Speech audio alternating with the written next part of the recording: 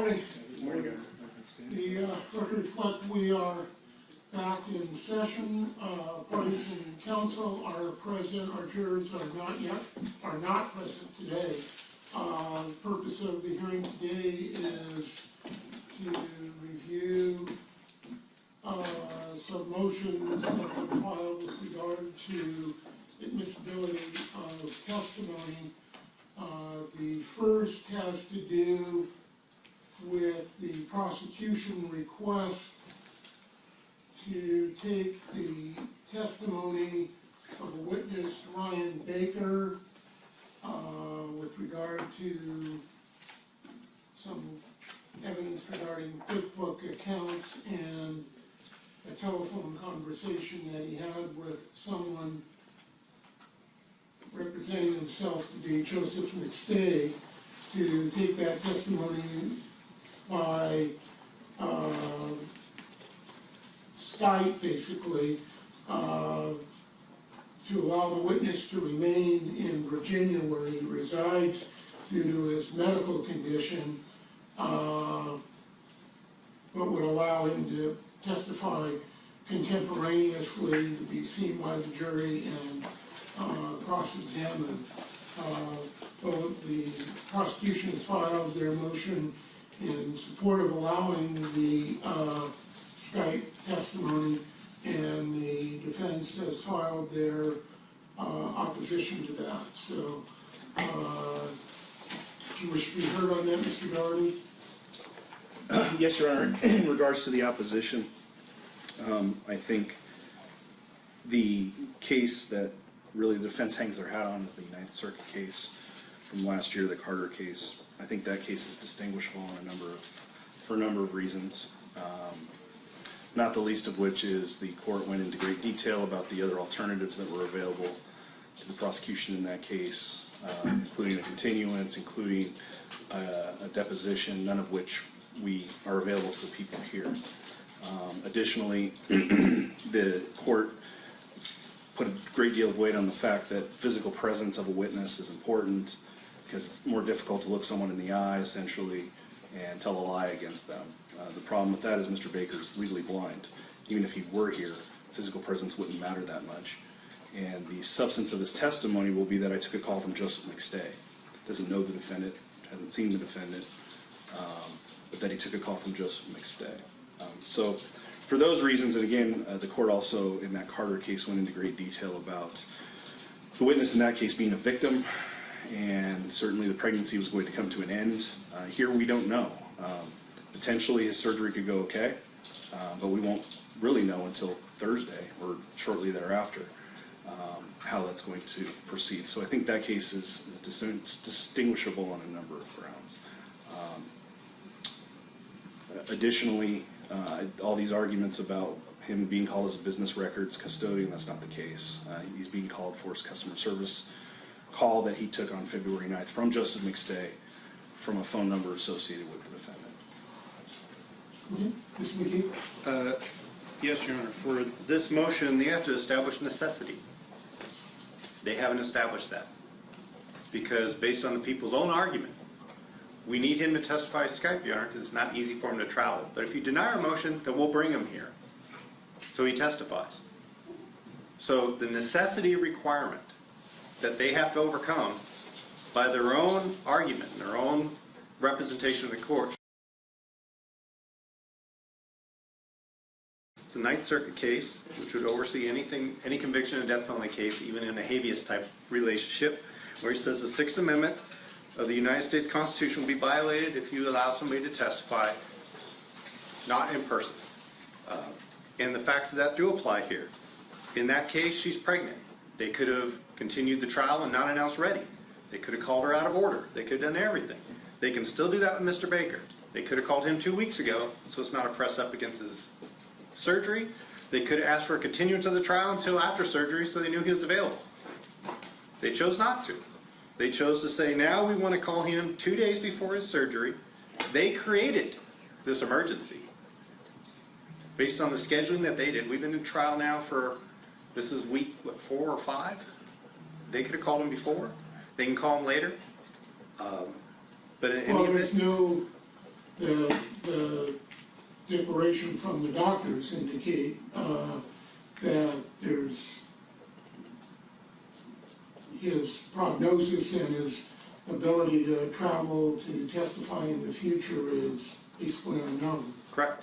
But the prosecution in their own argument said, we can bring him here if the court says no. And so there's no necessity. Carter requires a necessity. They cannot get here. And they're admitting that he can. It just makes it more convenient. And convenience for a witness does not trump the Sixth Amendment right of a defendant to physical confrontation in court. Well, they can't bring him here before his surgery. They said they could. No, we didn't. Last week, they said, we can get him here. If the court says no, that's why we have to have this hearing right away. If the court says no, we need to be able to get him here before his surgery that's scheduled for the end of the week. His surgery is scheduled, what, tomorrow, or? The 7th or 8th? It's scheduled for the 7th Thursday. And I would direct the court's attention to item 9 on the declaration submitted. He was medically unable to travel from April 20th, 2018 to January 25th, 2019. And I agree with that. But then the people said in court last week, we can get him here if the court denies our motion. We just have to get him here. That's why we had to advance it to the 5th in the morning so we have enough time to get him here. And so, Right. if that's the case, he can either A, he could travel, so the declaration's false, or B, when they made a representation they can get him here on time, it'd just be difficult, then what's the necessity? Can't have it both ways. And the court can ask for the record to be read back on that representation when we schedule this on Thursday. Right, we did ask, we did ask for an immediate ruling. Just a minute. Okay. Looking at Dr. Brian Schwent, S-H-W-E-N-T, declaration.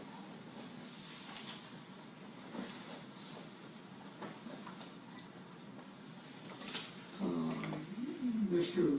Baker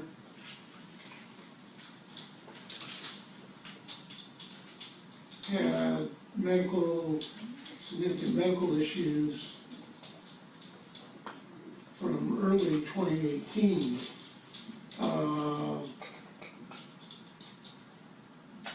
At that point, he had multiple unsuccessful surgeries, attempting to reattach detached retina, complications, rest of scar tissue, leaving him with no vision in one eye. In April of 2018, there was an emergency situation. He's taken for emergency surgery in April.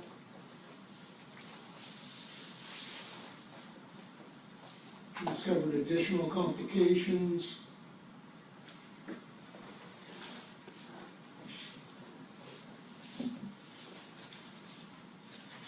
He was medically unable to travel from April of 2018 through basically the end of January of 2019 due to his recovery periods and risks of complications. And he's currently scheduled for additional surgery on February the 7th.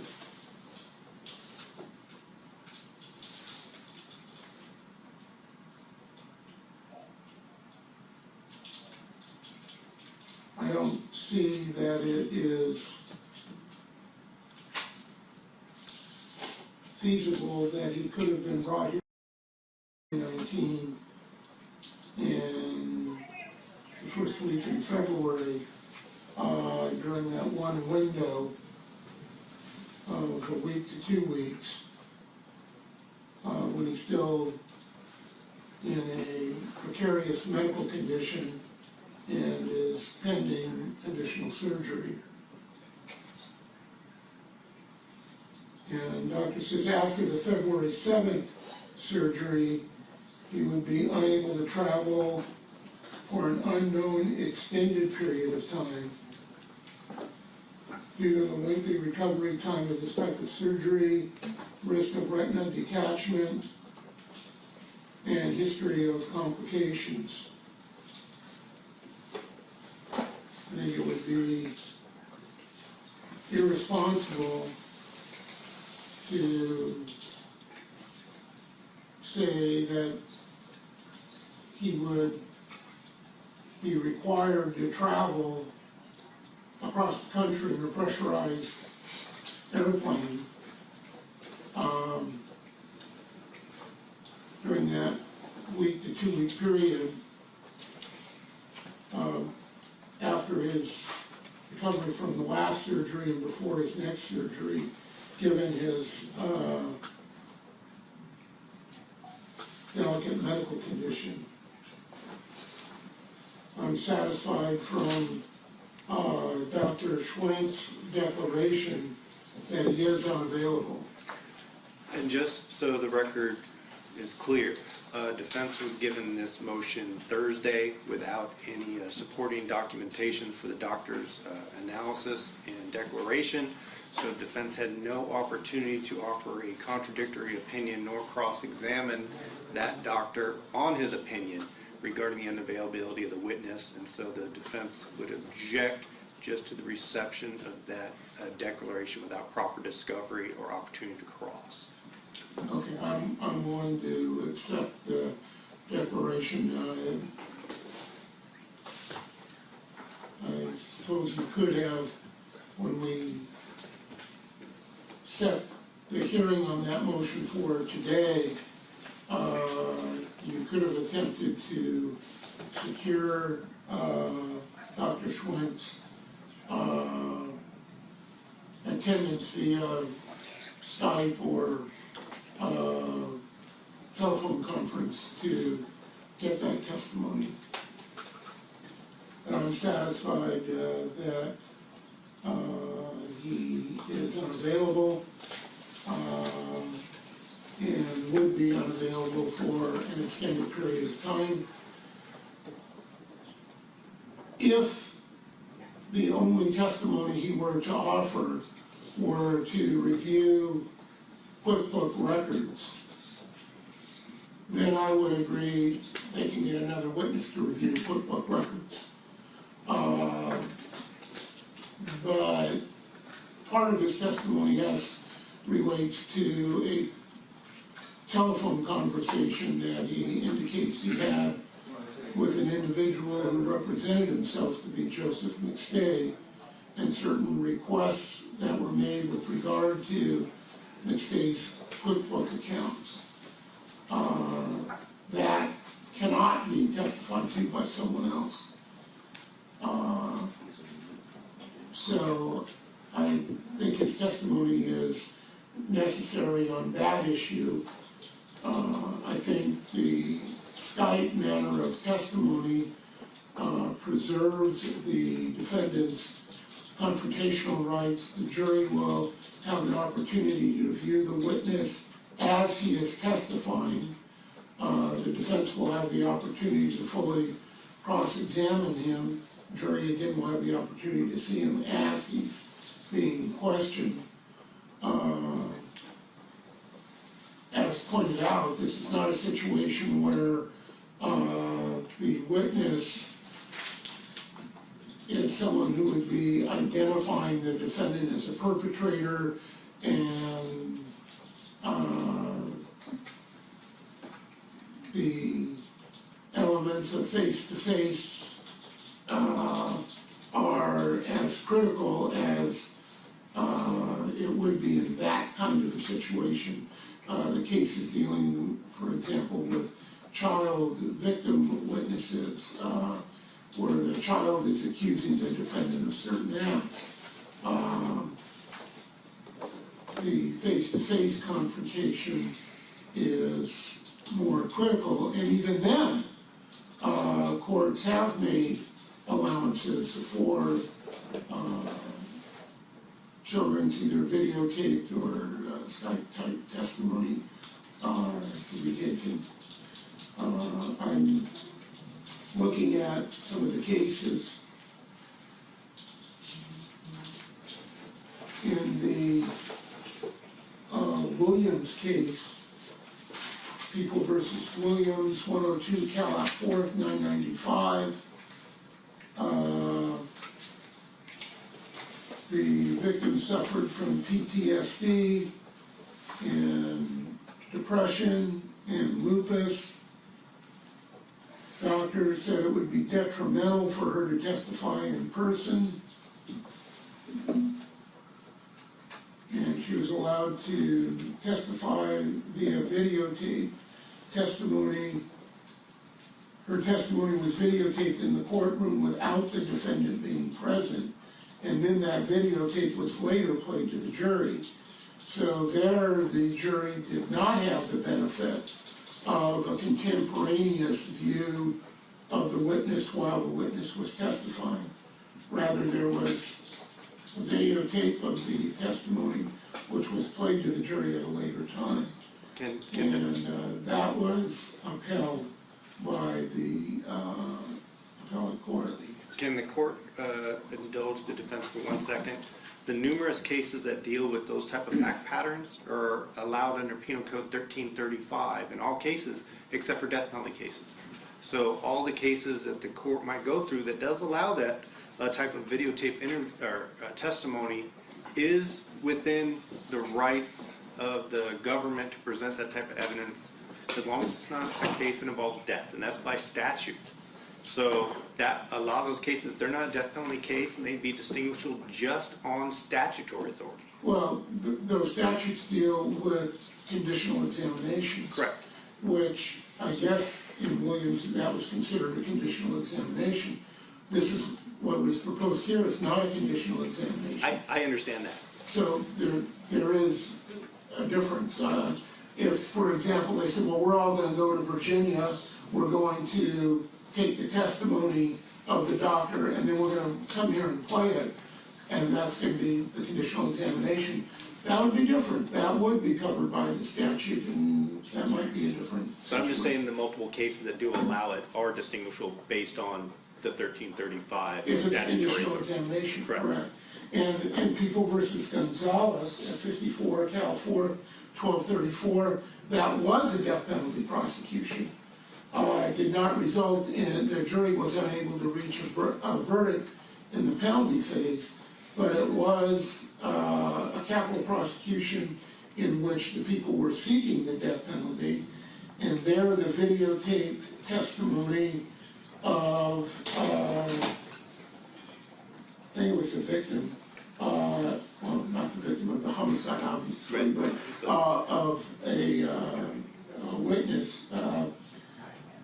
The videotape testimony from the preliminary hearing was permitted, and that came in as former testimony. And again, there was a finding that the witness was unavailable due to the same kinds of concerns about it being detrimental for the witness to testify in the courtroom in the defendant's presence. So the court found that the witness was unavailable and allowed the former testimony to be played. Again, that's distinguishable here. This is not former testimony, but it is still videotape of prior testimony. And here we're actually having contemporaneous testimony with the jury contemporaneously viewing the testimony as it's occurred. The only difference is they're viewing it on a screen as opposed to in person. So under the circumstances here, I'm satisfied that the witness is unavailable and would be unavailable in the foreseeable future, and therefore there is a necessity to obtain the testimony, and it can be obtained via Skype, where the jurors will contemporaneously see and hear the witness as the witness is testifying. Witnesses will be available for full cross-examination, also to be viewed contemporaneously by the jury. On a secondary issue with the court's holding, if the court's done with the holding, Yes. then there's an issue of whether or not they're a competent witness. If they are blind, then we have no means of refreshing their memory of what they've said previously. Like the testimony, or excuse me, the interview with the detective, he didn't remember the phone number, only that it was 909. And so they had to present him with the records to show where the number came from, or who called, or any of that. Also for cross-examination, if we want to address any issues, with him being blind and him being available by Skype, there has to be some mechanism to where someone's available to read for Right, him. yeah, exactly, that's, my thought was, there could be someone there, for example, to read to him where the jury doesn't hear what's being read to him. So, for example, if you say, well, read this to yourself and see if that refreshes your recollection, that can be shown via Skype to someone there who can then read it to him and ask if that refreshes his recollection. And part of my thought would be, since he would have to validate whether or not something's an actual record that looks familiar, he couldn't do that. My first thought was, we'll have somebody that could validate it there present, but then that would violate the right to confront witnesses in person. So it couldn't be somebody that has that necessary knowledge. So it could be, his wife or spouse or friend or something, but it'd be hard to establish foundation of documents even shown to the person if he can't say, yeah, those are accurate, those are the documents I created. Those are kind of some issues that are going to have to be, I think, worked out. I agree there are potential problems. I mean, normally you would say, well, showing you such and such, yes, that's QuickBooks record, and yes, it's shown, I agree. sure how all of that's gonna play out, but My thought is, and currently we're working on it, the prosecutor's office in the county where he lives has agreed to help us and provide a reader, and I suppose that reader could be under oath as well. yeah, and the reader could, And in Skype other can words, be, if an attorney here is saying, well, showing you exhibit such and such, or showing you a report of somebody, the reader then could read that to him, what it purports to be, and maybe, maybe he'll be able to answer the question, maybe he won't, I don't know, but.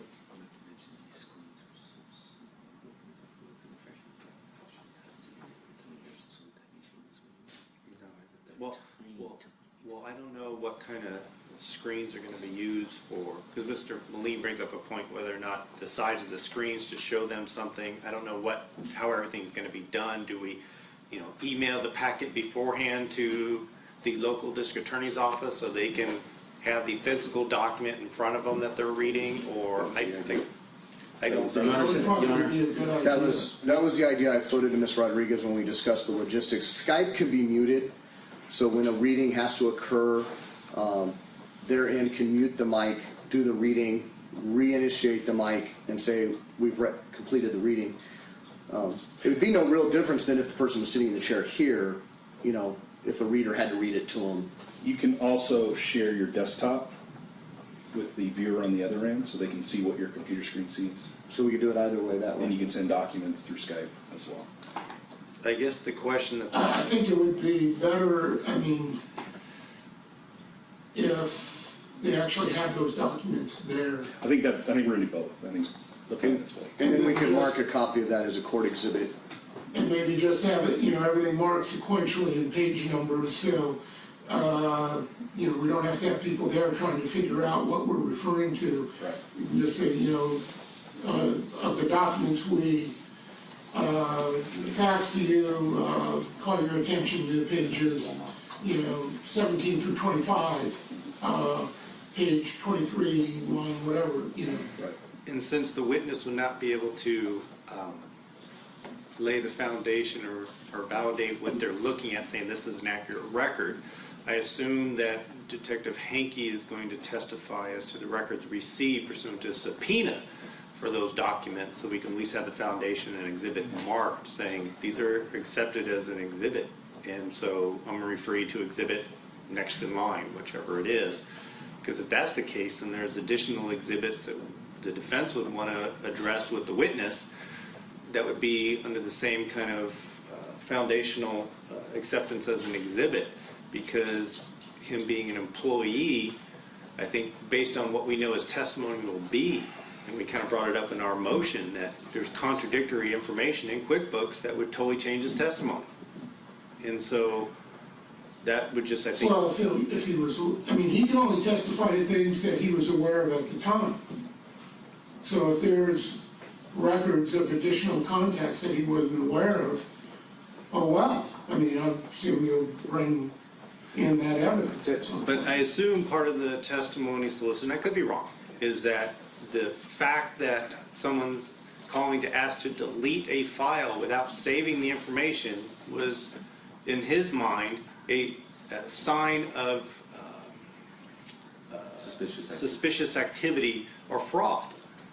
And because that's all the information he had. And so his testimony, I assume, will be consistent with his statements. I thought this was fraud. Wherein the day before, conversation with another representative, all the parts of the conversation he expected to see to occur beforehand that would make it not fraud occurred the day before with somebody else. So if he's going to testify and say this was fraudulent. Well, his testimony that it stood out to him because he thought it was fraud, if it was offered to prove that it was fraud, that would be speculation and conclusion on his part. Wouldn't be admissible for that purpose.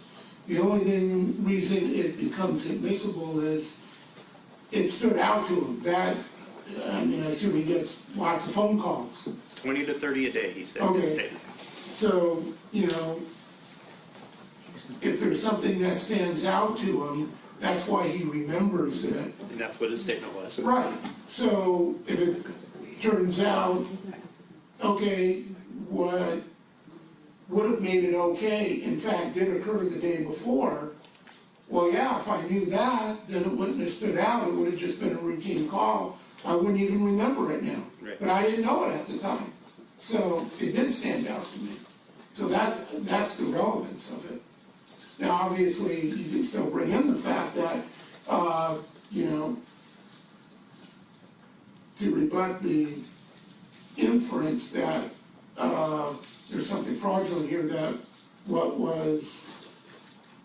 needed to be done to make it not suspicious, in fact, did occur. Correct. But he didn't know it at the time, so apparently he didn't know. And that's the difficulty of defense's position on cross-examination, because based on him not being present, not being able to read the documents, not being able to review the business records, the ability to cross on that exact issue either may be limiting or impossible. And so that kind of affects our ability to effectively cross a witness. And that's why, again, it comes to the competency issue. Well, again, That's just an issue we have to... Actually, Your Honor, it's not an issue. Mr. Baker is being offered for a very limited purpose, which was that contact, those notes.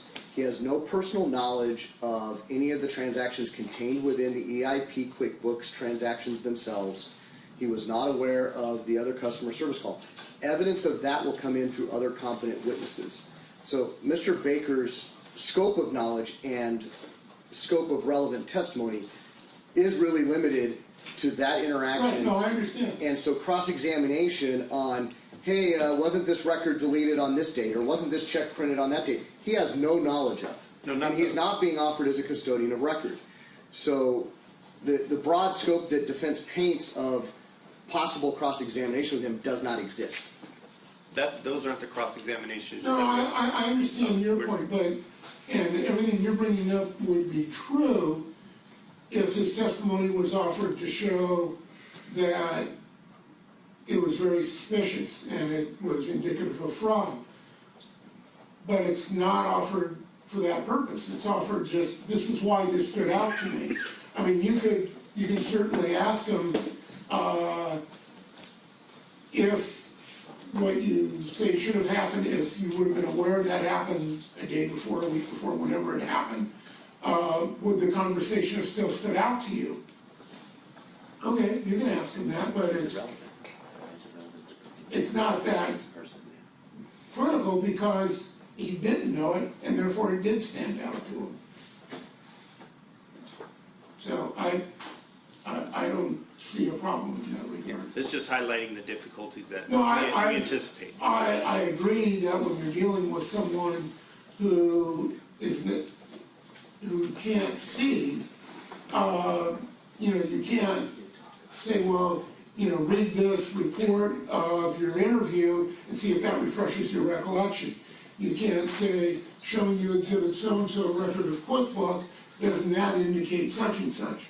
But I think that can be handled through the reader type of situation where, someone, you say, well, could the reader please read to Detective so-and-so's interview of them, pages such and such, such and such. Read it to them. Does that refresh your recollection? You now remember. So, I think we can accomplish that, and I think I can explain to the jury, some of the, Logistics. logistic issues that we're dealing with, yes. Okay? Yes. So the other motion that was filed, I just received this morning, There are corrections or modifications to the defense's motion.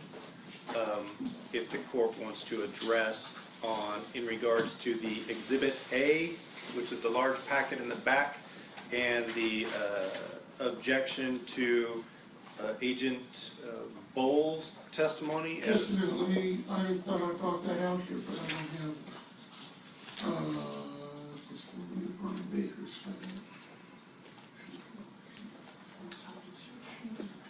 So I've got two of those. Would you see if there's another motion on my desk? There's the real thick one and the thin one that we just filed with the Yeah. judicial assistant this morning. Yeah, the thick one is the one I just got this morning, and I thought I brought that out here, but I brought my copy and the additional copy of the Skype motion. We were going to address this at 1:30. Does the court want to do it now or come back at 1:30? Yeah, but if you want to do it, to just make a correction on it, or, There's not a correction. There has been new discovery provided that Mr. Iams informed me that he thought he sent to us.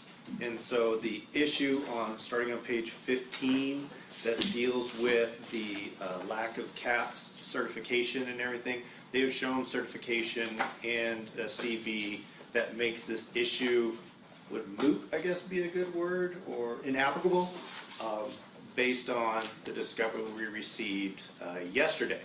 So that's something that I think the court can easily just ignore and overlook. Okay. Because our objections, I think, would be become fruitless with the discovery provided yesterday.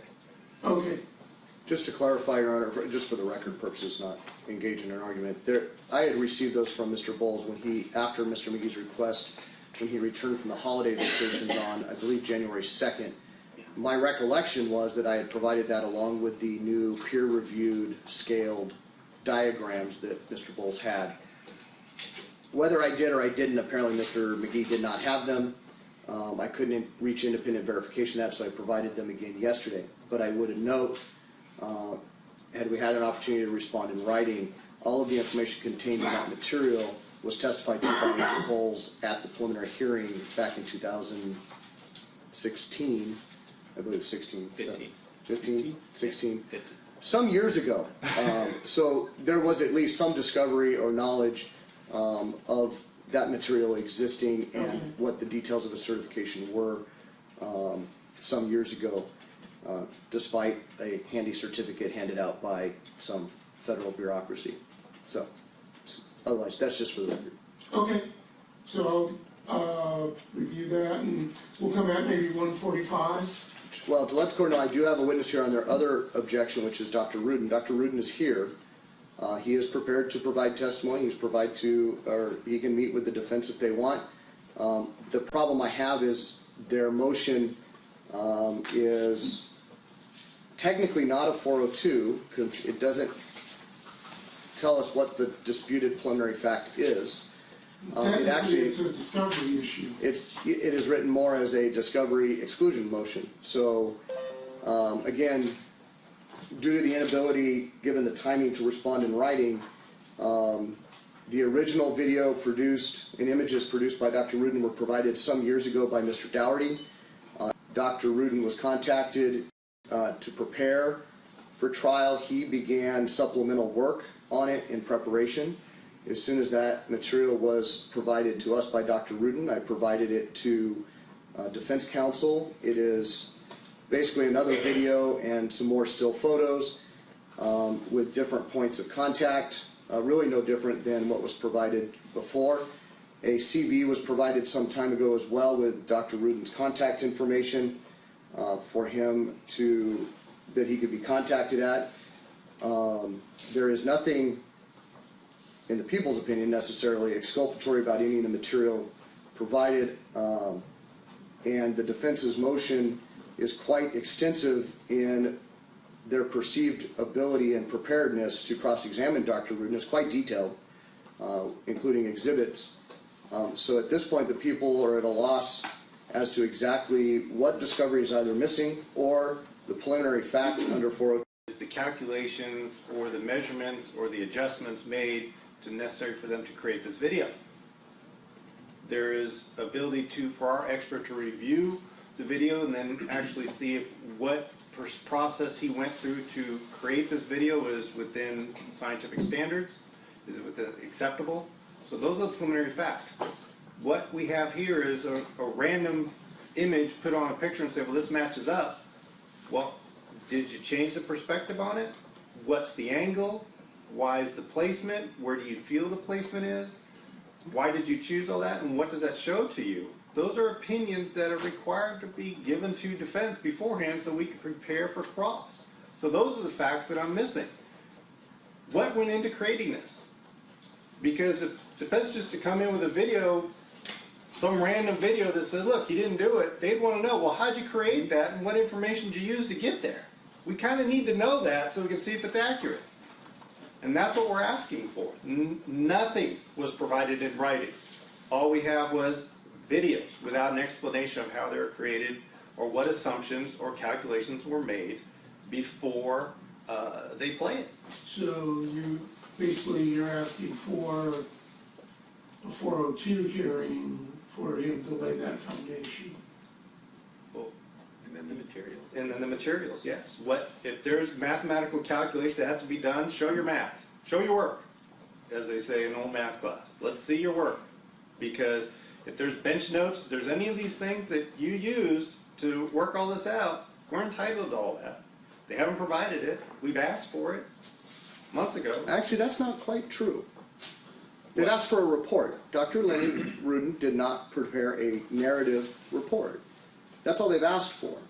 So, but they've also had 3 years or more to contact Dr. Rudin. They've been aware of Cognitech since Mr. Dougherty provided the original images to them, and he hasn't received any type of phone call to understand it.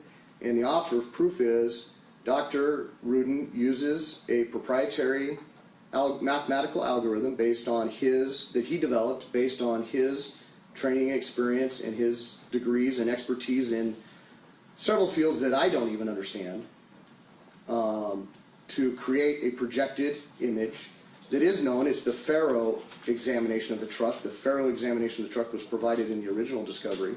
He uses that fixed data and projects it into the unknown data, which is the neighborhood video or the Mitchley video. So it is actually just a projection overlay of 2 images. With a change in perspective aspect ratio.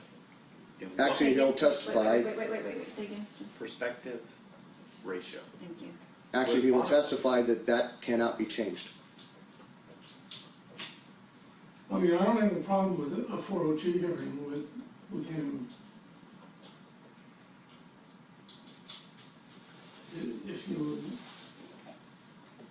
If the prosecution wants to put him on to just like the basic foundation of what he did, and then you want to have opportunity to ask the kinds of questions you want to ask, I don't have a problem with that. That's helpful.